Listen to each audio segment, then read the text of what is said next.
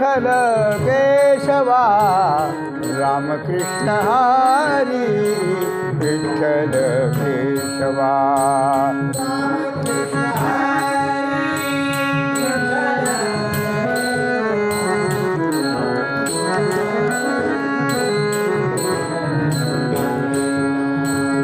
रामकृष्ण हरी विठ्ठल केशवा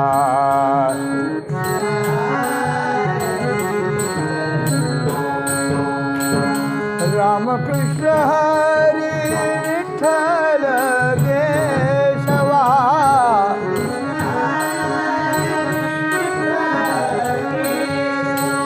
रामकृष्ण हरी विठ्ठल केशवा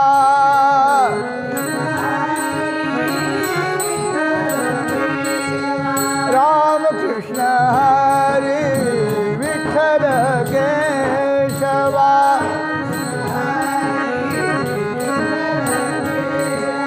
रामकृष्ण हरी विठ्ठल केशवा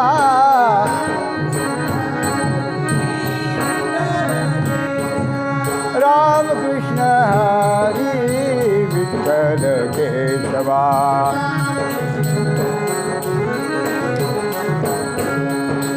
रामकृष्ण हरी विठ्ठल केशवा रामकृष्ण हरी विठ्ठल केशवा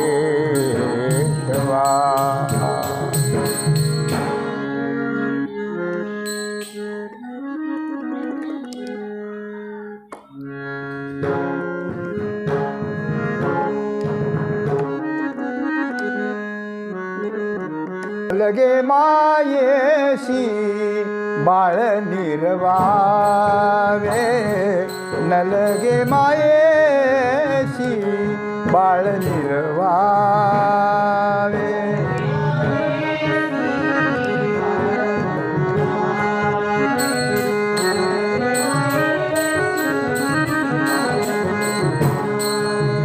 न लगे मायेशी बाळ निर्वावे न लगे मायेची बाळ निर्वावे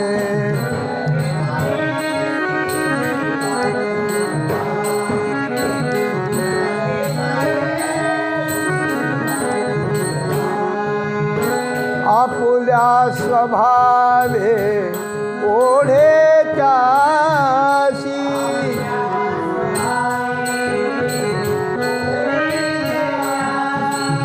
आपुल्या स्वभावे ओढे त्याशी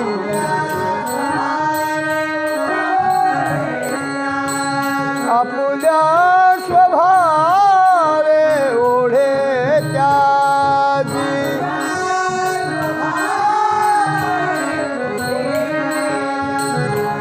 मज का लागला करणे विचार मज का लागला करणे विचार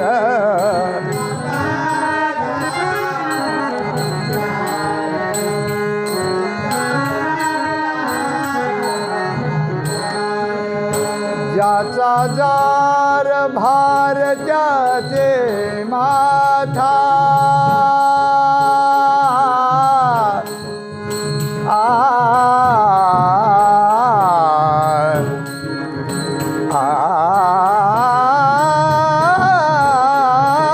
ज्याचा जार भार त्याचे माथा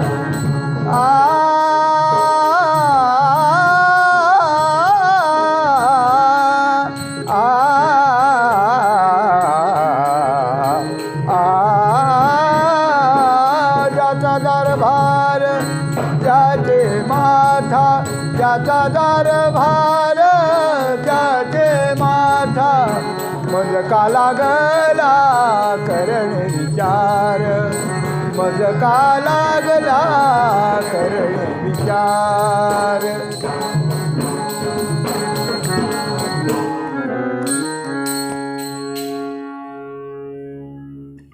सेवे लागी सेवक झालो तुमच्या लागलो निज चरणा अहो स्वामी तुकया देवा यावरी न करावा अभेर. सहज लिळे उदकी वह्या तुम्ही लक्षलिया निजसत्ते. अहो स्वामी तुकया देवा यावरी न करावा अभेर. निळा म्हणे धराल हाती तरी द्याल मती निरुपमा. अहो स्वामी तुकया देवा यावरी न करावा अभेर. नलगे मातेशी बाळ निरवावे. नलगे मातेशी बाळ निरवावे आपुल्या स्वभावे ओढे त्यासी.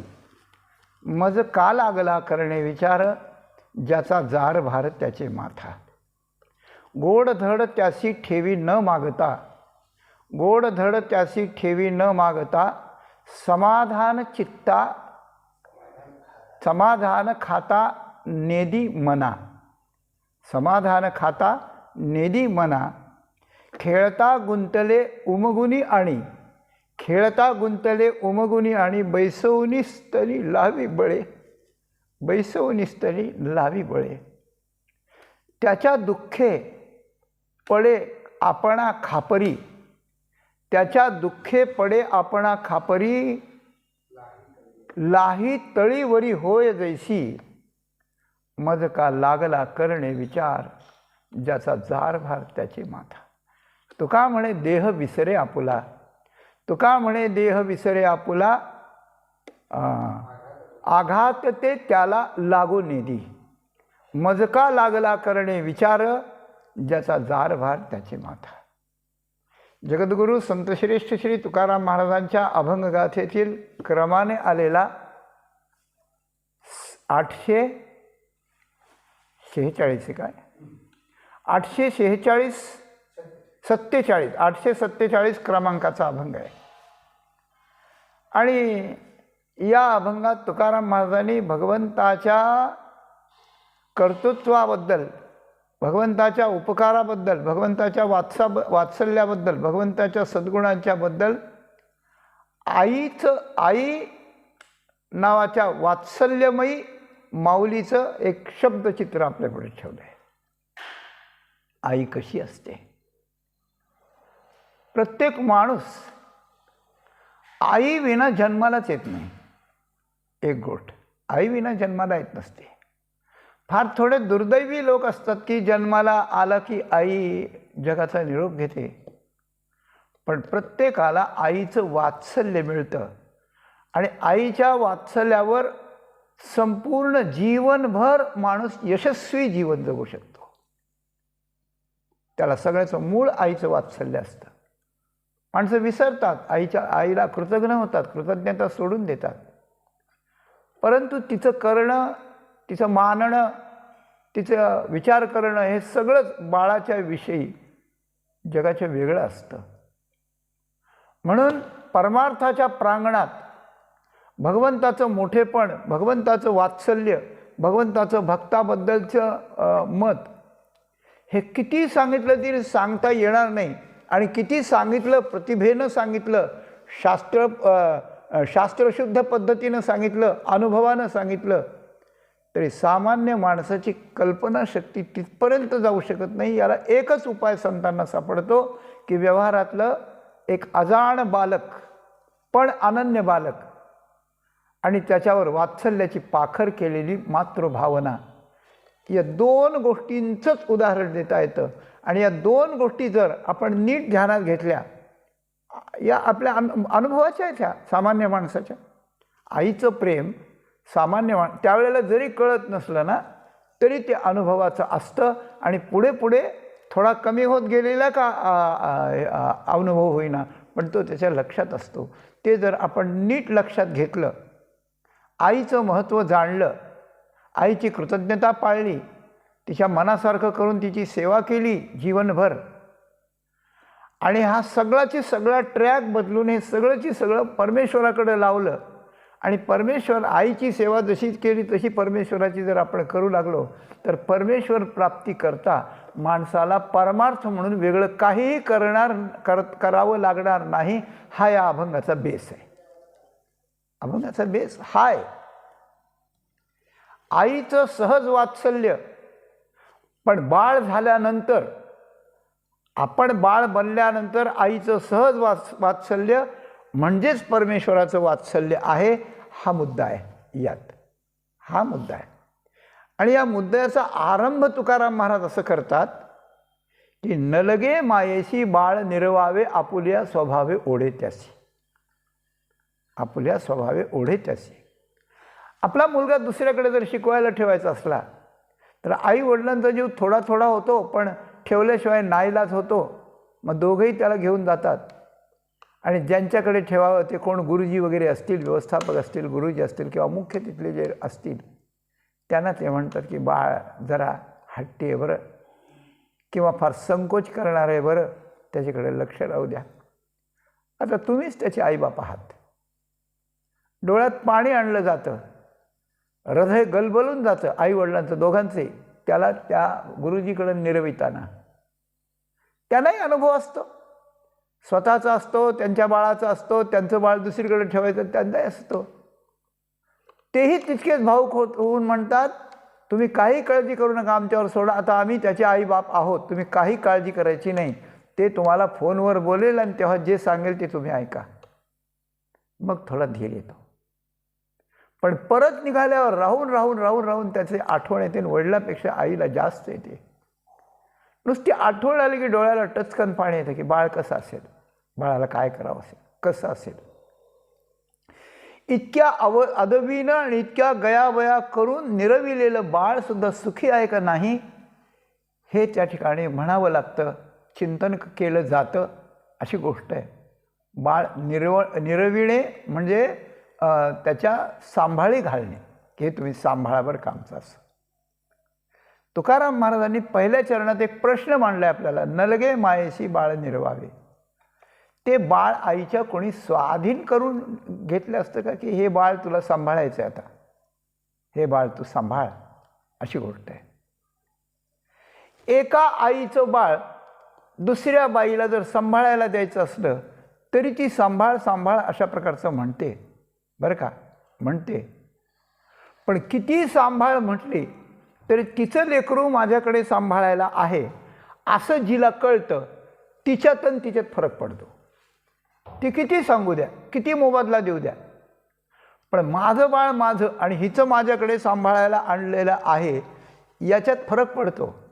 म्हणून इतिहासातलं एक अनोखं, एक अलौकिक, एक अबलूक उदाहरण आहे बघा. वसुदेव आणि देवकी माता यांनी आपलं बाळ सांभाळायला दिलं. कोणाजवळ? यशोदा मातेजवळ दिलं. पण तिला सांगितलं नाही की हे आमचं बाळ तुला सांभाळायचं आहे म्हणून.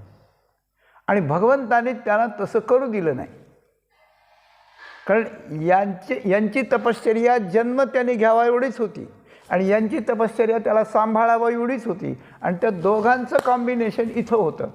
आणि त्यावेळेला त्यांनी त्यांना कळवलं नाही, 11 वर्षेपर्यंत कळवलं नाही की आमचं बाळ आहे तुमच्याकडे सांभाळायला म्हणून. ते त्यांचं म्हणूनच त्यांनी सांभाळलं. आणि त्याच्याकरता युक्ती भगवंतानं अशी केली की योग मायेला अगोदर पाठवलं आणि ती योग माया जन्माला आली आणि त्यांच्या न कळत यशोदा माता झोपलेली असताना आणि नंदबाबा अनुपस्थित असताना त्याचं ट्रान्सफर केलं, इकडून तिकडं तिकडून इकडं फिरविली दोन्ही कन्या आणि चक्रपाणी, वर्णन आहे. मग यशोदा मातेनं आपलं म्हणून सांभाळलं, आपलं म्हणून सांभाळलं. तर ते सांभाळत असताना, त्याला खेळवीत असताना, त्याच्या 11 वर्षापर्यंत त्याला कसं कसं सांभाळलं आईनं, हे सगळं वर्णन ऐकलं ना या अभंगातलं की सगळं कन्हैया आणि यशोदा माताच आठवते मला, दुसरं नाही आठवत काही. अरे सख्खी आई काय सांभाळते एवढी, काय करते. ज्या वेळेला कन्हैयाला जायचं ठरलं त्यावेळेला भगवंताचं निवेदन आहे, ते निवेदन आहे भगवंताचं. काय पितृयुवाभ्याम स्निग्धाभ्याम पोषितो लालितो भृशम पित्रो रभ्यधिका प्रीतीही रात्मजे स्वात्मनोपीही. तुम्ही मला असं सांभाळलं बरं का, असं पितृयुवाभ्याम स्निग्धाभ्याम. माता पिता जितक्या स्निग्धतेने, जितक्या स्नेहानं सांभाळतात, जितक्या स्नेहाने सांभाळतात त्याच्यापेक्षा जास्त स्नेह तुम्ही मला दिला. आणि मला माझे जन्मदाते आईबाप तुम्ही मला आठवू दिले नाहीत, आठवू दिले नाहीत. परक्याचं लेकरू असून त्याच्या वात्सल्यमयी मातेपेक्षाही चांगलं सांभाळावं एवढं अलौकिक उपकार तुमचे माझ्यावर अशा प्रकारचे आहेत. भगवान भगवान स्वतः अशा प्रकारचं म्हणतात, भगवान म्हणतात. तर त्याचं वर्म आहे की त्याने आपलं म्हणून सांभाळलं. तर ज्या आईच्या आतड्या कातड्यातून, शरीरातून, हाडामांसातून ते बाळ येतं ते तिचं असतं. किंबहुना धनुर्धरा जो मातेच्या ये उदरा, तो मातेचा सोयरा केतुला पा, म्हणून जैसे असती तया माते धनंजया. तेव्हा भगवान म्हणतात आईचं बाळ आईला जन्मल्यानंतर त्याचं कोणतं नातं असतं? काही नातं नसताना ती सर्वस्व करून सांभाळते. त्याप्रमाणे जे भक्त माझ्यावर अनन्यतेनं जातात त्यांना मी तसंच सांभाळतो. हे भगवंताचं स्वतःचं स्टेटमेंट आहे. भगवान स्वतः म्हणतात, भगवान स्वतः म्हणतात आईच्या ठिकाणी असलेले भगवान आई जसं सांभाळते तसं मी सांभाळतो असं म्हणतात. आणि बाळाच्या ठिकाणी असलेले संत आई जशी सांभाळते तसं माझं भगवंतावर भार आहे असं तुकाराम महाराज या अभंगात त्या ठिकाणी म्हणतात की तिला बाळ निर्वावं लागत नाही. असे एक 5-6 पैलू सांगितलेत, ते सांगतो पहिल्यांदा. आणि जे ध्रुपद आहे की ज्यात भगवंतानं तुकाराम महाराजांनी सिद्धांत सांगितला आहे तो मी नंतर आपल्या पुढे ठेवतो.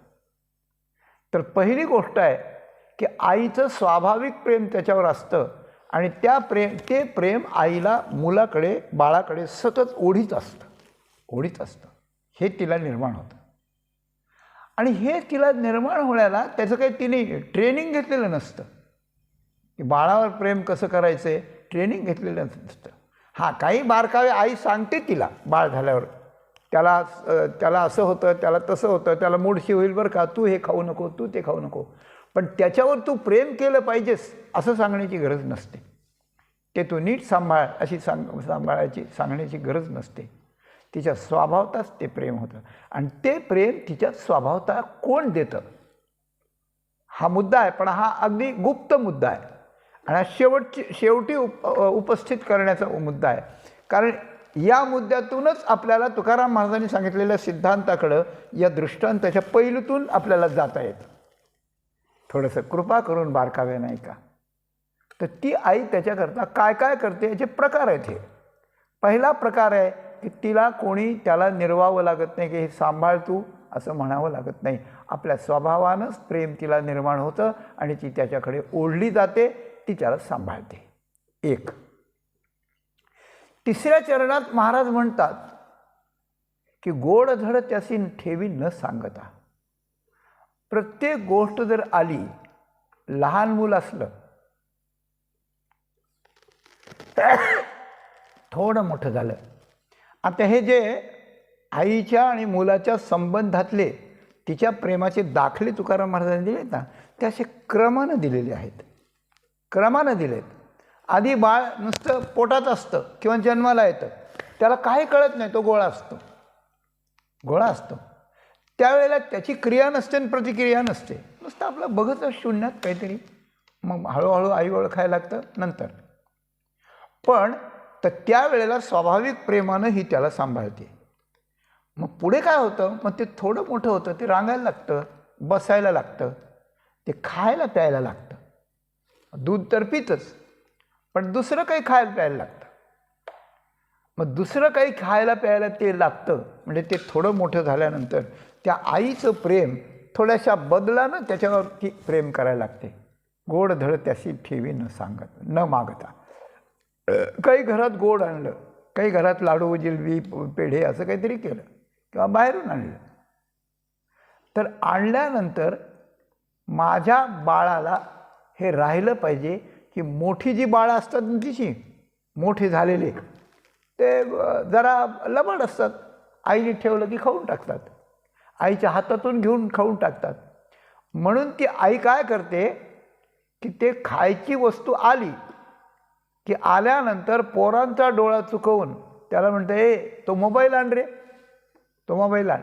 ए देवघरातून ते तामण आहे तिथे ते आण बरं, मला पाहिजे. काहीतरी काम सांगते त्यांना पाठवून देते. आणि तेवढ्यात एक कागद घेते, त्यातले 2 पेढे, बर्फी काय असेल ते खेळते आणि उंच ठेवून देते. लहान मुलं, जिच्या मुलांचा हात पुरणार नाही, त्यांना समजणार नाही अशा दृष्टीने. हे कशा करता, तर ते लहान मूल तिथं झोपलेलं असतं, ते उठणार असतं आणि त्याला हे द्यायचं असतं.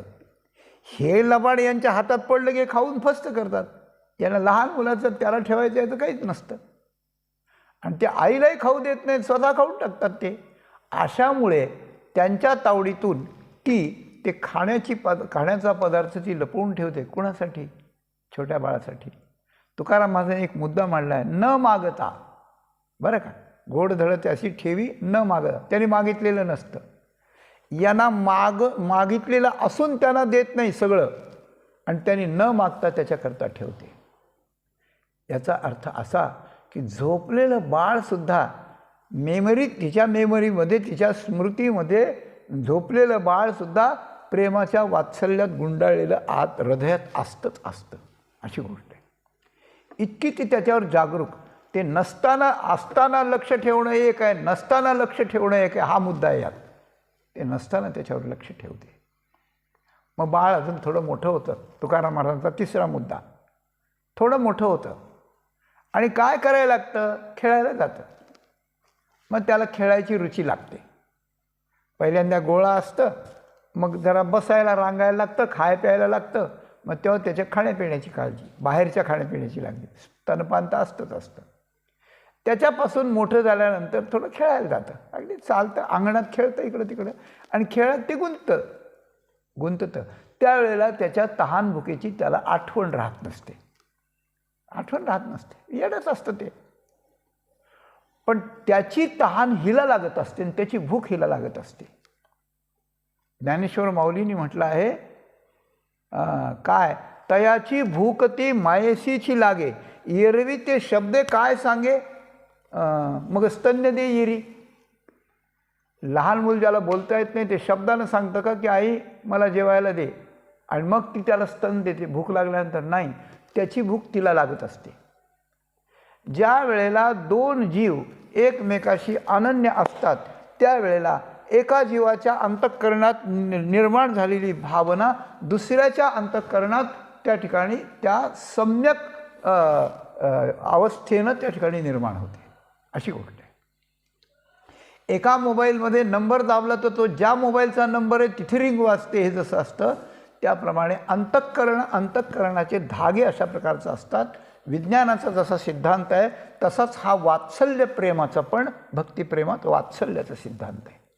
तयाची भूक ते तियेसीची लागे, एरवी ते शब्दे काय सांगे, मग स्तन्य दे येरी.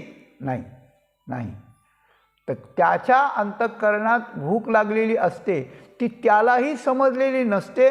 त्याच्या अंतःकरणातली भूक, पोटातली भूक त्याला न समजता आईला समजते, आणि मग खेळता गुंतले उमगुनी आणि. तुकाराम महाराज म्हणतात, खेळतानाच ते गुंतलं तर त्याला उमगुनी म्हणजे त्याला सावध करून, ए बाळा, अरे किती वेळ झालं, तू खाल्लं पिल्लं नाही, चल बघू, स्तनपान करायला चल, दूध प्यायला चल. तरी येत नाही. मग त्याचा चेंडू हातातला घेते, खाली पडलेला घेते आणि घेऊन येते. मग ते मागे येतं, आई माझा चेंडू.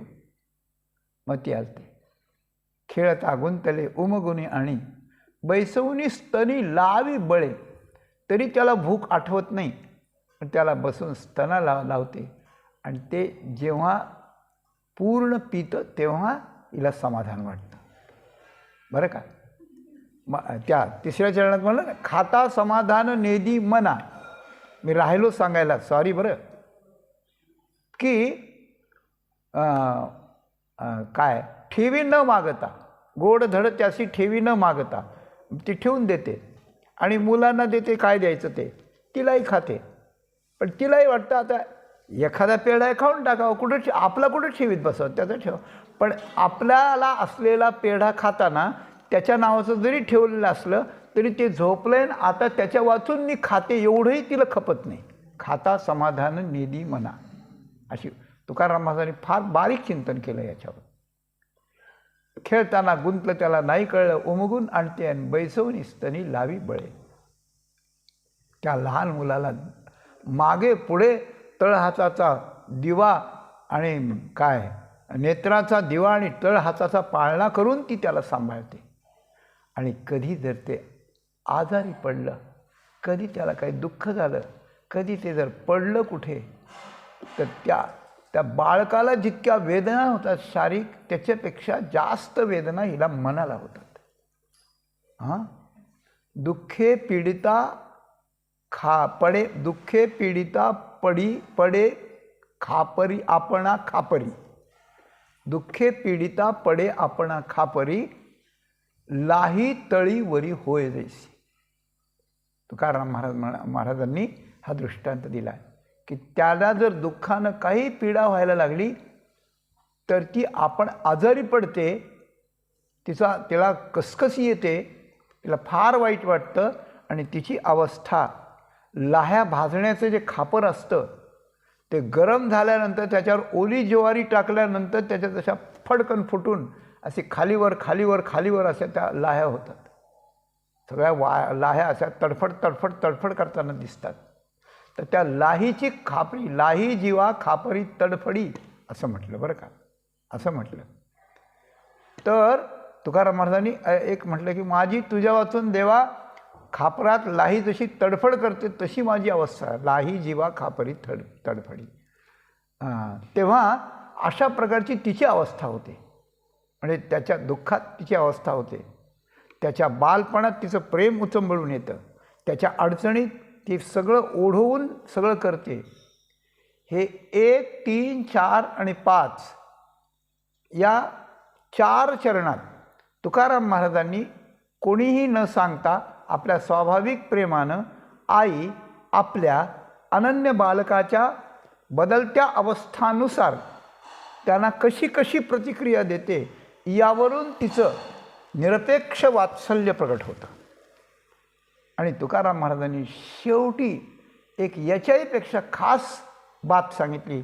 तुका म्हणे देह विसरे आपुला आघातती त्याला लागू नये. ती आपलं शरीर विसरते, त्याच्यावर जर आघात येऊ लागला असे आयाने आपले मुलं वाघाच्या तावडीतून सोडवलेले आहेत बरं का. परवा आलं होतं की एक दाम्पत्य बाहेरून कोणत्या तरी गावाहून शहरात येत होतं आणि शहराच्या बाहेरच्या बाजूला थोड्या निर्मनुष्य अवस्थेत संध्याकाळच्या वेळेला एक बिबट्या कुठेतरी दबा धरून बसला होता आणि दुचाकी मोटारसायकलवर पुढे पती बसला होता, मागे पत्नी बसली होती, मध्ये एक साधारण 1 वर्षाचं मूल घेतलं होतं, वर्षाचंही नव्हतं, असं आडवं घेतलं होतं मध्ये. आणि त्या बिबट्यांनी हल्ला केला, त्यांच्यावर हल्ला करून त्याला ते बाळ पळवायचं होतं. पण त्या बाईनं इतकी हिंमत, ती स्वतःचं मरण जन्म सगळं विसरली. एका हातात बगलेत बालकाला दाबून धरलं आणि दुसऱ्या हाताने त्याचा प्रतिकार करीत होती. 1-1.5 मिनिट तिने त्याला काही करू दिलं नाही. तितक्यात लोक आले. तेव्हा अशा प्रकारची ती बाई म्हणजे झाशीची राणीच आहे असं तिचं वर्तमानपत्रात आलं होतं. त्याला आघात व्हायला लागल्यानंतर ही आपला देहभाव विसरून त्या आघाताचा प्रतिकार करून त्याला लागू देत नाही. अशा प्रकारची ती वाघीण बनते त्यावेळेला. अशी गोष्ट आहे. इतकी वीरशिरी तिला येते, असते आबला, पण तिला ते येतं. इतकं ती त्याच्याकरता करते आणि इतकं ती त्याच्याकरता करीत असल्यामुळे तुकाराम महाराजांनी आईचं आणि बाळाचं उदाहरण दिलं. 5 गोष्टी सांगितल्या. पहिल्या चरणात, 3ऱ्या, 4थ्या, 5व्या आणि 6व्या चरणात 5 गोष्टी सांगितल्या. या 5 गोष्टी प्रत्येकाला माहिती आहेत. त्याच्यावर आपलं निरीक्षण आहे का नाही, ते आपल्या मेमरीत आहे का नाही, आपण त्याचं लिंक लावली का नाही, हा भाग ज्याचा त्याचा. पण या गोष्टी सगळ्या माहितीतल्या आहेत, आपल्या माहितीतल्या आहेत. आपण माहितीतल्या म्हणजे ऐकून माहितीतल्या आहेत, डोळ्यांनी पाहिलेल्या आहेत, यातल्या काही का होईना. आणि यातल्या स्वतःच्या अनुभवाच्या आहेत. आपली आईच होतीच, ती आपल्याला वागवीत होती. माझी आई आता माझ्या डोळ्यापुढे येते, सगळं तेच सांगत बसलो तर त्यालाच वेळ जाईल. पण सगळा अनुभव आहे, ऐकलेला आहे, पाहिलेला आहे आणि अनुभवातला आहे आईच्या बाबतीत. तुकाराम महाराजांना इतकं विशेष करून आपल्या पुढे मांडण्याचं कारण काय? तुकाराम महाराजांना आपण विचारलं की आम्हाला माहिती आहे, आम्ही पाहिलेलं आहे, आम्ही ऐकलेलं आहे आणि आम्ही अनुभवलेलं आहे. इतकं बारकाईने पिंजून का सांगितलं? ते म्हणे मज का लागला करणे विचार, मला हा विचार करावा का लागला? तर त्याचं एक कारण आहे. त्याचं कारण आहे की मला हे आई करता आईचं वात्सल्य सांगायचं नाही. आई मोठीच आहे, प्रत्येक बाळाला मोठी आहे, त्याच्याशिवाय त्याचं जीवनच नाही. आई नसली की जीवन नाही माणसाचं, लक्षात ठेवा. तर त्याच्याकरता ती मोठी आहे. पण तुकाराम महाराजांना याच्यातून मुळाशी जायचं आहे, याच्यातून याच्या कारणाशी अधिष्ठानापर्यंत जायचं आहे. ते अधिष्ठानापर्यंत असं जायचं आहे की वात्सल्य जे आईला येतं, जे स्वाभाविक प्रेम उचंबळून येतं, त्याला काय पाहिजे ते तिला कळतं. ते कळून ती जाणून बुजून सगळं करते. तिला स्वतः ती त्याच्या पुढे गौण ठरते आणि सर्वस्व त्याच्याकरता हे करते. शेवटच्या चरणावरून की त्याला आघात लागला तर ती वाटेल ते आपण आपल्या मरणाचा विचार करत नाही. हे सगळं ती करते. तर तिला हे ज्ञान कोण देतं किंवा हे कुठून येतं? तिला कुठून येतं? आता जी आई होते, जिला पहिल्यांदा मूल होतं, त्याच्या आधी ती कुमारिका असते, मग विवाह होतो, मग सासरी जाते, मग वर्ष 1.5 वर्ष काय असेल त्यात तिला मूल होतं. त्याच्या आधी ती हे शिकायला एखाद्या कॉलेजमध्ये जाते का? तिला कोणी शिकवलं असतं हे? आणि इतका पोक्तपणा किंवा इतका समर्पित भाव किंवा इतका पोक्तपणा तिला पूर्व आयुष्यात असतो का? नाही. ती पण लढीबाळच असते. आई वडिलांशी हट्ट घेते, खेळायला जाते, परत येत नाही, आई तिची काळजी करते, हे असतं. म्हणजे अगोदर हे ज्ञान, अगोदर हे प्रेम, अगोदर ही जागरूकता, अगोदर हा बारकावा तिच्या अंतःकरणात नसताना ते बाळ पोटात आल्यानंतर येतो कुठून? तर त्याचं एक उत्तर आहे. आणि त्याचं एक उत्तर तुकाराम महाराजांच्या या ध्रुवपदाच्या मधून आपल्याला त्या ठिकाणी याचा धागा मिळतो. तुकाराम महाराज म्हणतात, मज का लागला करणे विचार. तुम्हाला माहिती, मला माहिती, तुम्ही पाहिलेलं आहे, मी पाहिलेलं आहे, तुम्ही ऐकलेलं, मी ऐकलेलं आहे, तुम्ही अनुभवलेलं, मी अनुभवलेलं आहे. मला तुम्हाला सांगण्याची गरज काय? आणि मला विचार करावा लागला, तर त्याचं एक कारण आहे. तर त्याचं कारण असं आहे की भक्ती क्षेत्रात परमात्मा श्रीहरी आणि भक्त यांचा संबंध असाच असतो. एवढ्यावर भागलं नाही तर भक्ताचाच संबंध असतो असं नाही, तर जगातल्या प्रत्येक जीवाचा आणि भगवंताचा, आई आणि आपलं पोटचं मूल यांचा जसा संबंध आहे तसा प्रत्येक जीवाचा आणि परमेश्वराचा संबंध आहे. कोणत्याही योनीतला माणूसच नाही, अगदी वाघिणीसुद्धा पिलाकरता तशीच असते. कोणत्याही योनीतले प्राणी, 84 लक्ष योनीतले प्राणी हे त्याच्याकरता असतात. आणि हा संबंध आईचा आणि मुलाचा नाही आहे केवळ, तर भगवंताचा आणि जीवाचा संबंध आहे. म्हणजे भगवान 3 प्रकारानं जन्माला येऊ पाहणाऱ्या, म्हणजे गर्भात आल्यानंतर, तिथून गर्भात वाढण्याची जी मुदत आहे तिथपर्यंत, आणि याला आल्यानंतर, म्हणजे आईचा आणि मुलाचा संबंध गर्भात असल्यानंतर 4थ्या महिन्यापासून जन्मल्यापर्यंत 18व्या महिन्यापर्यंत असतो असं शास्त्रकार सांगतात. म्हणजे आईच्या ताब्यात मूल 22 महिने असतं. या 22 महिन्यात त्याच्याकरता काय भावना करायची, त्याची व्यवस्था कशी करायची, त्याची काळजी कशी करायची आहे, त्याला वेळ आली तर काय काय समर्पण करायचं, हे जी आई करते ते आई करीत नसते. आईला इतकं येत नसतं. तर प्रत्येक आईच्या माध्यमातून परमात्मा त्या जन्माला आलेल्या जीवाच्या 22 महिन्याकरता स्वतः या भावनांनी विद्यमान असतो. भगवानच असतो तो, आई नसतेच ती. आणि 3 प्रकारानं भगवान या आईच्यातून मुलाकरता प्रगट होतो. एक शारीरदृष्ट्या, एक मानसदृष्ट्या आणि एक बौद्धिकदृष्ट्या, 3 प्रकारानं. शारीरदृष्ट्या असं आहे की मूल गर्भात आलं की तिच्या स्तनात दुधाची पूर्वावस्था तयार होते, दूध तयार होतं, तिला भावना निर्माण होते. मग ती डॉक्टरच्या वैद्याच्या सांगण्याप्रमाणे काय खावं काय नाही याचे विचार करते. आणि ते गर्भात आल्यानंतर आपल्या खाण्यापिण्याचा जो रस आहे तो नालद्वारा तिला त्या ठिकाणच्या बाळाला मिळतो. त्यावेळेला त्याच्यात दोष होऊ नये याची काळजी ती घेते. म्हणजे शरीरदृष्ट्या स्तनात दूध येणं आणि त्या बाळाचं गर्भात संगोपन चांगल्या प्रकारानं करणं ही त्या आई या योग्यतेच्या रूपानं परमात्मा त्या आईत येतो आणि शरीरदृष्ट्या त्याचं पोषण करतो. मानसिकदृष्ट्या काय करतो? मानसिकदृष्ट्या भगवान प्रेमरूपानं आईच्या अंतःकरणात उद्युक्त होतो, विद्यमान होतो. पूर्व दिशेवर जसा सकाळी सूर्य उगवतो त्याप्रमाणे आत बाळ आलं की प्रेमरूपानं भगवान त्याला सांभाळण्याकरता आईच्या अंतःकरणात येतो. आई निमित्त मात्र असते. इथे मी आईला कमीपणा देत नाही. आई आईच आहे, आई मोठी आहे. पण तुकाराम महाराजांच्या बोलण्यातला जो रोख आहे, मज का लागला करणे विचार, ज्याचा जार भार त्याचे माथा. तर हे आल्यामुळे तर शरीरदृष्ट्या पोषणाचा पदार्थ म्हणजे दूध आणि अन्नरस याच्या रूपानं परमात्मा त्याच्याकरता हिच्या अंतःकरणात प्रगट होतो. मानसिकदृष्ट्या त्याच्याबद्दलचं वात्सल्य प्रेम जे अलौकिक असतं की त्या प्रेमानं त्याचं पोषण होतं. केवळ स्तनातल्या दुधाने जसं होतं तसं प्रेमानं पोषण होतं. म्हणून प्रेमरूपानं प्रगटतो मनात मानसिकदृष्ट्या. आणि बौद्धिकदृष्ट्या काय करतो? आत्ताच आपण बोलून गेलो की तयाशी भूकते मायेशीच्या, त्याला आवश्यक असलेल्या गोष्टी भगवान तिच्या बुद्धीत प्रकाश रूपाने राहतो. बाईला जे गरोदरपणाचे डोळे होतात ना, ते त्याच्या अनेक जन्माच्या ज्या वासना असतात त्या तीव्र होत असतात त्यावेळेला, आणि त्या वासना आईच्या अंतःकरणात उमटत असतात.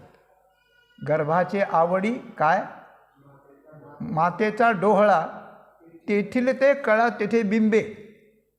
म्हणून अगोदर ते डोळे निर्माण होतात आणि अगदी जन्मल्यावर सुद्धा त्याला कधी भूक लागते, त्याला काय पाहिजे हे तिला वैद्यापेक्षा जास्त समजायला लागतं. हे बौद्धिक देण आहे. त्या वात्सल्याकरता, त्या बाळाकरता भगवान या बौद्धिक देणच्या रूपानं तिच्या बुद्धीत प्रगट होतो, प्रेम रूपानं मनात प्रगट होतो, आणि पोषणाच्या दृष्टीनं पदार्थ रूपानं तिच्या शरीरात दूध वगैरे रस वगैरे या ठिकाणी प्रगट होतो. आणि हे प्रत्येक योनीतल्या प्रत्येक जीवाकरता भगवान त्या ठिकाणी करतो. सांगा अशा प्रकारचा या जगाला जन्म देणारा परमात्मा नुसता संकल्प केला की त्याचा जन्म होतो ही त्याची ताकद असली तरी तो काळजीपूर्वक तिथे जाऊन तिथे 3 प्रकारानं प्रगट होऊन त्या आईचं मन, आईची बुद्धी आणि आईचं शरीर आपल्या ताब्यात घेऊन ते त्या मुलाकरता वापरतो आणि त्या मुलाला मोठं अशा प्रकारचं करतो. हे परमात्म्याचं जी देण आहे ती देण अशा प्रकारची आहे. तुकाराम महाराज म्हणतात, मला का विचार करायला लागला की ज्याचा जार त्याचे माथा त्याचा भार. तो का म्हणे मज का लागला करणे विचार, ज्याचा जार भार त्याचे माथा. याचं हे संगती अशी आहे की ज्याचा जार आहे त्याचे माथा भार असतो. जार म्हणजे काय? तर जार म्हणजे मूल जन्माला येताना त्याला एक पॅकिंग असतं, त्याला एक खोळ असते ना. तरी उल्बाची खोळी गर्भस्थाशी माऊलीने म्हटलेलं आहे. गर्भस्थाशी ज्याप्रमाणे चंद्रावर किंवा सूर्यावर ढगाचं झाकण येतं मग तो झाकला जातो, त्याप्रमाणे जन्माला येणारं बाळ ते पिशवीत झाकलेलं असतं, त्याला जार म्हणतात. ते मग गाईला असतं. जे जारज जीव आहेत ना, स्वेदज, उद्भिज, अंडज आणि जारज. तर उद्भिज म्हणजे कोण? की जमिनीतून जे झाडं पौधे वगैरे रोपं वर येतात पिकाचे, त्याला उद्भिज म्हणतात, जमिनीतून येणारं. स्वेदज म्हणजे आपल्या घामातून निर्माण होणारे जे आहेत, उवा, लिखा, ढेकणं वगैरे अशा प्रकारचे काही प्राणी आहेत ते स्वेदज आहेत. आणि अंडज म्हणजे पक्षी वगैरे आहे की ते अंड हा एक जन्म असतो आणि त्याच्यातून पिलं निघतात, हा जन्म असतो. आणि जारज हा जन्म आहे तो गाई गाय, घोडा, माणूस यांच्याकरता आहे. तर माणूस मुख्य जारज आहे. पाथा पाते ही विरजी होती मनबुद्ध्यादी साजी, हा हेतू जारजी ऐसे जाण. एवं चारी हे सरळ करचरण तळ. असं त्या मला वाटतं 15व्या अध्यायात आहे काय, हां 15व्या अध्यायात वर्णन आहे. तेव्हा असं जारज जे असतात त्यांचा जार असतो. जार म्हणजे खोळ असते, त्याचं पॅकिंग असतं. हल्ली माणसं माल कसा का असताना पण पॅकिंग फार चांगलं करतात. पण भगवंताचं एकच पॅकिंग आहे, ते संरक्षण करतं आणि बाहेर आल्यानंतर त्याचं काय करायचं ते करतात. त्याची विल्हेवाट काय असायची ते असते, तत्व असतो. तर हा जारसुद्धा त्या आईच्याच शरीरातल्या पदार्थापासून बनलेला असतो. तो काही बाहेरून येत नाही. मूलही बनतं आणि तो जारही बनतो. आणि तो जार तिला न कळत पण तिच्याकडूनच त्याच्या सुरक्षेकरताच बनलेला असतो, सुरक्षिततेकरता बनलेला असतो. म्हणजे त्याला सुरक्षा देण्याची प्रक्रिया जारापासून सुरू होते आणि त्याच्यावर आघात असल्यानंतर त्याचा आघात चुकवण्याकरता स्वतः मरण्याच्या तयारीपर्यंत ती जाते. सुरक्षिततेची भावना इतकी तिच्याकडे नसते, तर परमात्मा तिच्याकडे हे देतो आणि हे देऊन त्या जीवाला सांभाळतो. आता सांगा, मनुष्याकरता जे शास्त्र निर्माण झाले ते 2 प्रकारानं निर्माण झाले. एक धर्मशास्त्र निर्माण झालं आहे आणि एक प्रेमशास्त्र किंवा भक्तिशास्त्र निर्माण झाले. धर्मशास्त्र आपल्याला सांगतं की ज्यांनी तुमच्यावर उपकार केला आहे त्यांची उपकाराची फेडही करण्याचा प्रयत्न केला पाहिजे आणि तितकी त्यांची कृतज्ञता पाळली पाहिजे. नाही तर तुम्ही कृतज्ञ व्हाल, तुम्ही पापी व्हाल, तुम्हाला नरक भोगावं लागेल त्याच्याकरता. आणि त्यात ज्यांनी उपकार केला त्यात पहिला क्रमांक आहे मातृदेवतेचा. मातृदेवो भव, मग पितृदेवो भव, आचार्य देवो भव, अतिथी देवो भव. तर आईचा क्रमांक आधी आहे. तर या सगळ्या मुद्द्यांचा विचार करून आई त्याच्याकरता जितकं करते, जसं करते, जेवढं करते, जेव्हा केव्हा करते, ते सगळं दुसरं कुणीच करू शकत नाही व्यवहारात. परमात्मा सोडा एक तिच्या रूपाने येतो, हा आपण आता परत बाजूला ठेवू. तर आई करते. म्हणून धर्मशास्त्राप्रमाणे आईचे उपकार आणि आईची कृतज्ञता आणि आईच्या उपकाराच्या फेडीचा प्रयत्न हे माणसाचं धर्मशास्त्रातलं पहिलं कर्तव्य ठरतं, नंतर बाकीचे. आणि भक्तिशास्त्र म्हणतं की आपल्या सगळ्यावर आपल्याला भगवंतानं जीवन दिलं आहे. जेणे हा जीव दिला दान, तयाचे करीन चिंतन, जगज्जीवन नारायण गायीन गुण तयाचे. हा जीव हे अंतःकरण हे शरीर भगवंतानं दिलं आणि आईच्या माध्यमातून देताना त्यांनी जातीनं येऊन या शरीराचं आपला स्वतंत्र आपण होईपर्यंत, आपल्याला कळायला लागेपर्यंत परमात्मा आईच्या माध्यमातून आपल्या सगळ्यांना हे करतो. मग भक्तिशास्त्र म्हणतं आईला तर तुम्ही देव माना, आईची सेवा करा, तीही देवापर्यंत पावते. पण तुम्हाला जर तुमचा उद्धार करून घ्यायचा असेल, तुम्हाला तुमची कृतार्थता करून घ्यायची असेल, तर देवासारखं आईला माना हे धर्मशास्त्र आहे. आणि आईसारखं देवाला माना, कारण आईच्या माध्यमातून देवानंच येऊन हे केलं आहे. तर आईसारखं देवाला माना हे भक्तिशास्त्र आपल्याला सांगतं. आणि या भक्तिशास्त्राप्रमाणे आपण जर देवाला मानू लागलो तर काय असतं, जार ज्याचा असतो त्याच्यावर भार असतो. तर आईच्या शरीरापासून निघणारा जार असतो म्हणून आई त्याचा भार घेते. आणि तो जार आणि तो भार भगवंताच्या मुळातून भगवंताचा असल्यामुळे भगवंताचाच तो सगळ्या आयांचा जो जार आहे आणि सगळ्या आयांचा भार तो भगवंताचा आहे. म्हणून भगवान सगळ्यांचं संगोपन करतो. एक छोटीशी गोष्ट सांगतो आणि थांबतो. एक संन्यासी होते. एका संन्याशाचा आश्रम होता. त्यात बरेच विद्यार्थी होते, तरुण विद्यार्थी होते. लहानपणीच आणून सोडायचे संन्याशाच्या आश्रमात. मग त्यांना शिक्षण द्यायचं. लोक त्यांची व्यवस्था करायची आणि पुढे ते भिक्षा मागायचे. मधुकरी ओम भवती भिक्षांदेही करायचे. त्यातला एक संन्यासी थोडासा मोठा झाला, एक 10, 12, 15 वर्षाचा झाला.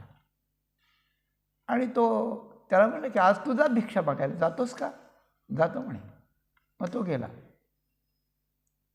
आणि गेल्यानंतर तो एका दारात आला, ओम भवती भिक्षांदेही म्हणाला. त्या आत गृहिणी होती, बाकी कोणीच नव्हतं. आणि ती तारुण्याच्या उंबरठ्यावर असून नुकतंच लग्न झालं होतं. 6-8 महिने 9 झाले काय होते काहीतरी, तिला दिवस होते. आणि ती भिक्षा वाढायला आली. घ्या स्वामीजी भिक्षा म्हणाली. पवित्र भावना, काही नाही. आणि तो संन्यासी त्या बाईकडे पाहायला लागला, थोडा वेळ टक लावून पाहायला लागला. तिला वाटलं हा पाहतो का, बघू काय असेल ते. ती चांगली खंबीर होती, स्वतः खंबीर होती आणि पवित्र होती. तिनं पाहिलं की हा का पाहतो. तेव्हा तो म्हणला, मैया ये आपके शरीर की रचना मेरे शरीर से जो अलग है ये क्या है. त्यानं स्त्री अजून पाहिलीच नव्हती. स्त्रीचं दर्शन त्याला पहिल्यांदाच होतं, कारण आश्रम आणि गुरुजी ते आहे, दुसरं काहीच नाही. बाकीचं जग नाहीच त्याला पाहिलं. मग वरून दिसण्याकरता स्त्री शरीर रचना थोडी जी वेगळेपण असतं ते वेगळेपण जाणवलं आणि त्याने सांगितलं की तुमच्याकडे हे काय आहे असं, आमच्याजवळ नाही आहे. ती स्त्री चलाख होती, चाणाक्ष होती. तिनं ओळखलं की हा विकार नाही याच्या डोळ्यात, याला विकाराची भावना नाही आहे, पण हा अनभिज्ञ दिसतोय. त्यावेळेला तिनं सांगितलं की बाबाजी सुनो, मेरे पेट में एक बालक है, अर्भक है, वो जन्म लेने वाला है कुछ दिन के बाद. तो मेरे पेट में जो अर्भक है, वो अर्भक जन्मने के बाद उसको खाने के लिए क्या चाहिए इसकी चिंता भगवान ने की है, और जन्मने वाले बालक को पीने के लिए दूध की व्यवस्था इस स्थान में भगवान ने की है. भगवंताने जन्माला येणाऱ्या बालकाकरता दुधाची व्यवस्थाही केली आहे, म्हणून असा माझ्यात बदल आहे. त्यावेळेला तो संन्यासी पाहत राहिला. त्याचा चेहरा गोरामोरा झाला, त्याच्या डोळ्यातून घळघळ अश्रू गळू लागल्या आणि तो म्हणला, मैया भगवान की आप पर तुम पर इतनी कृपा है, तो मेरे बारे में जो सोचता हूँ मैं, तो मेरे जैसा मूर्ख दुनिया में कोई नहीं ऐसे मुझे लगता है. माझ्यासारखा मूर्ख जगात कोणी नाही. अरे अजून बाळ जन्मालाही आलं नाही, तोच त्याच्या नंतरच्या दुधाची व्यवस्था परमात्मा आधीच जर करतो, तर माझ्या खाण्यापिण्याची व्यवस्था भगवान करणार नाही. आणि तो जर माझ्या खाण्यापिण्याची व्यवस्था करीत असेल तर मी गुरुसेवा अध्ययन हे माझं कर्तव्य सोडून मी बाहेर भणभण तुकडे मागायला कशाला फिरतो. झोळे घेतली, फाडून टाकली, निघून गेला संन्यासी. बाळा दुधा कोण करीते उत्पत्ती, वाढवी श्रीपती सवे दोन्ही. तुकाराम महाराजांनी म्हटले, दोन्ही उत्पत्ती भगवान करतो. आम्हाला काय, हाती घेऊन चव पालवी, भीक मागावी घरोघरी, परी अन्न आच्छादनावरती वरी आयुष्य तिळभरी न वेचावे. तिथे दुसरा फार आहे, भीक मागणं म्हणजे कष्ट करण्यापेक्षा असं आहे. पण याने भीकही मागितली नाही, ते सोडून अशा प्रकारचं केलं की परमात्मा काळजी करतो. जर आईच्या माध्यमातून ठराविक काळ परमेश्वर जर आपली काळजी करीत असेल, कारण त्याच्यापासून आपण निर्माण झालो ना, आईच्या जितके जवळचे आपण आहेत तितकेच अनंत ब्रह्मांड नायक परमात्म्याच्याही जवळचे आहेत. तो जवळ येऊन आपलं इतकं करून जातो, आपल्याला कळत नाही, आपण मानत नाही कोणी सांगितलं तर. म्हणून एवढ्या मोठ्या यात आईन मूल एवढंच जसं असतं एकांतात खोलीत, त्याप्रमाणे परमात्मा जीव एवढंच असतं. त्याच्या ठिकाणी जर आपण अनन्य बालक झालो, हां हे सांगतो. तर तुकाराम महाराज म्हणतात, जार भारत त्याची माथा. मी ज्याच्यापासून निर्माण झालो तो परमात्मा माझा आईसारखं पाळन. लहानपणी आईमधून केलं, पण आता तो डायरेक्ट करतो आहे आणि मी त्याचं बाळ समजतो आहे. आता माझा भार त्याच्यावर आहे. मग मला माझ्या पोटाची आणि माझ्या प्रपंचाची चिंता करण्याची काय गरज आहे, अशी गोष्ट आहे. जार भार त्याचे मागे. म्हणून मी हा विचार करायला लागलो आणि मी निश्चिंत झालो. तुका म्हणे, ज्याच्या नामाचे अंकित राहिलो निश्चिंत त्याच्या बळे. मागचाच अभंग गेला ना. निश्चिंत झालो तुकाराम महाराज म्हणतात. पण म्हणून सगळ्या जीवांना आईच्या माध्यमातून परमात्मा आई बनतो. एवढं आपण या अभंगाचं सार सर्वस्व पाहिलं. पण सगळ्या माणसांना मग एवढी वणवण का करावी लागते, कधी कधी उपाशी का राहावं लागतं? तर त्याचं कारण आहे की आई जशी त्याच्याकरता सर्वस्व देते, तसं बाळसुद्धा तिच्याशी अनन्य असतं. जन्माच्या आधीपासून असतं आणि जन्मल्यानंतर सुद्धा काही त्याला कळत नाही असं आपल्याला वाटतं, पण त्याला आईचं कळत. त्याला पहिल्यांदा जे कळायला लागतं ते आईला लागतं बरं का. माऊलीने एक ओवी सांगतो आणि थांबतो. परी नेणते जरी होय तरी देखोनी बाप की माय, हर्षे कही न समाये शोध करी. बाळ नेणतं असतं, त्याला काहीच कळत नाही. काका मामा बाहेरचा शत्रू मित्र काही त्याला विकार नसतात. काही ते निरागस असतं, निरागस असतं, निरलस असतं, निर्विकार असतं. किती विशेषण द्यावे त्याला थोडे. ते देवरूपच असतं. ते देव जसा त्याच्याकरता आईकडून करतो ना, तसं तेही देवरूपच असतं. त्याला कळत नाही. पण त्याला जेव्हा कळण्याला नुकताच आरंभ श्री गणेशा होतो, तेव्हा त्याला आई कळत नाही की हिने मला जन्म दिला आहे. पण ते शोधित असतं की माझा चेहरा कुठे आहे, माझ्या ओळखीचा, माझ्या जवळचं कोण आहे इथं. आणि आई दिसली की ते हसतं. नेणते जरी होय तरी देखुनी बापकी माय, हर्षे कही न समाय. त्याचा आनंद, ते हसतं, त्याला आनंद होतो, त्याचे डोळे विस्फारतात. आई धावत धावत येऊन माझं बाळ रडलं ग म्हणते, त्याला हृदयाशी कवटाळते आणि तो आई लेकराचा संपर्क तिथे येतो. म्हणजे लहान मुलाची त्याच्या योग्यतेची ती अनन्यताच आहे. हां, जे अनन्य या, जो अनन्य या परी मी झालाची माझे माते वरी, असं तुकाराम भगवंतानं त्या ठिकाणी म्हटले. अनन्याश्चिंतयंतो माम या श्लोकावरचं सगळं वर्णन आपण पहा. आपली वेळ संपलेली असेल तेव्हा अशा प्रकारचं आपण बाळ होणं आवश्यक आहे. फक्त आपण आईचं बाळ जसं लहानपणी स्वतःला समजतो, मोठेपणी मग बायकोचा नवरा समजतो, मग पोराचा बाप समजतो, मग नातवाचा आजा समजतो. पण आधी जसं आपण आईचं बाळ समजतो तसं जीवनभर माणसानं भगवंताला आई आणि आपल्याला बाळ समजलं आणि मग तसा निर्वाह जर त्यानं केला तर हे भक्तिशास्त्र आपल्याला सगळ्या कळसाची साधना सांगते की भगवंताला आई माना. आपण अनन्य लेकरू व्हा आणि आपण अनन्य झालं की तो आपल्याला कोणत्याही वेळेला काही द्यायला आणि काही करायला आपल्याकरता तयार आहे. असे अनन्य योगे जे विकले जीवे मने अंगे, तयाचे काही एक सांगे सर्व मी करी. येर तनुमनु प्राणी जे अनुसरले माझी या वाहणी, तेव्हाची तयाची चिंतवणी मजची पडेल. भगवंताचे अनेक वाक्य आहेत असे. ज्ञानेश्वरीत आहेत, गाथेत आहेत, गीतेत आहेत, भागवतात आहेत, उपनिषदात आहेत, सगळीकडं आहेत अशी गोष्ट. म्हणून बाळक आणि माता यांचं नातं हे बाळकातला जीव आणि आई त्याला संगोपन करायला आलेला परमात्मा, ह्या दोन्हींचाही संबंध लांब वाटतो पण तो लांब नाही, दूरचा वाटतो पण दूरचा नाही, तो तितकाच नाही, त्याच्यापेक्षा आतला संबंध आहे. आई तरी कधीतरी त्याला हे होईल म्हणजे दुसरा काही भाव तिच्या मनात निर्माण होईल, पण देवाच्या नाही आहेत.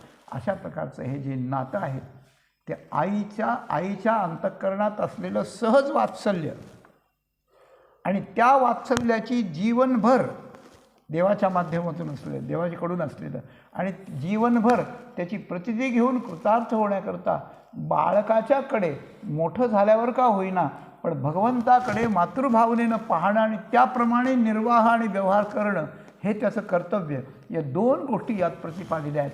आणि या जीवाचं अनन्य बालकत्व आणि आईच्या माध्यमातून असल्याप्रमाणे भगवंताचं वात्सल्यमय मातृत्व, या दोन गोष्टी जेव्हा एका केंद्रात येतात त्यावेळेला जीव निहाल होतो, जीव कृतार्थ होतो, जीव परमात्मा स्वरूप होतो, जीव आपल्या मुळापर्यंत त्या ठिकाणी जातो. याकरता या मातृत्वाचा उपयोग व्यवहारात धर्मशास्त्राकरता कृतज्ञतेकरता आहे आणि परमार्थात भगवंताला आई समजून समर्पण करून कृतार्थ होण्याकरता आहे. या दोन्हींचाही आपण विचार करावा, या दोन्हींचा आपण निर्वाह करावा आणि या दुसऱ्या प्रकारच्या निर्वाहानं आपली जीवनयात्रा धन्य, सोन्याचं जीवन आणि धन्य जीवनयात्रा सफल करावी.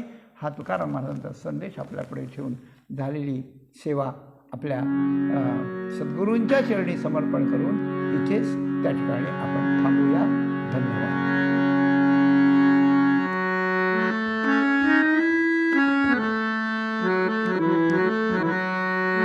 तुका म्हणे देह विसरे आपुला, तुका म्हणे देह विसरे आपुला.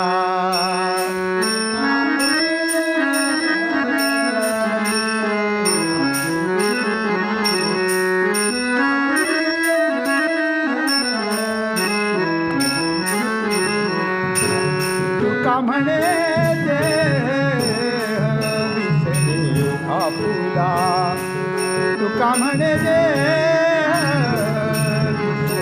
आपुला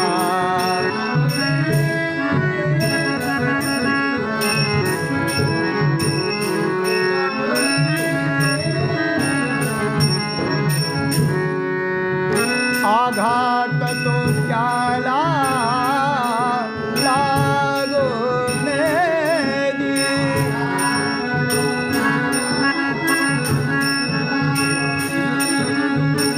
आघात तो त्याला लागून दी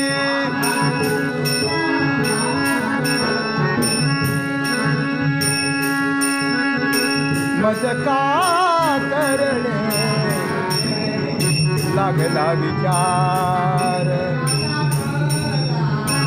करणे विचार मज का लागला करणे विचार मज का लागला करणे विचार ज्याचा दार भार त्याचे माथा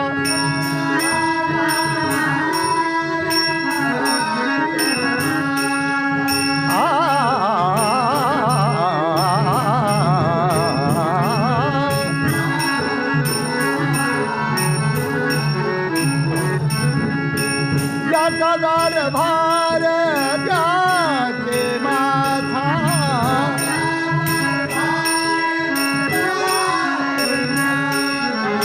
मज का कर लागला करणे विचार मज का लागला करणे विचार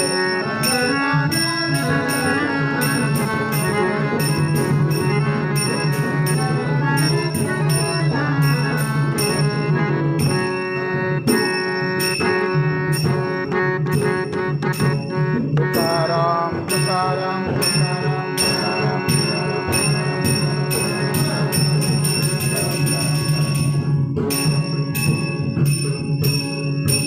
पुंडलीक वरद हरी विठ्ठल श्री ज्ञानदेव तुकाराम भगवान की जय माऊली ज्ञानेश्वर महाराज की जगद्गुरु तुकाराम महाराज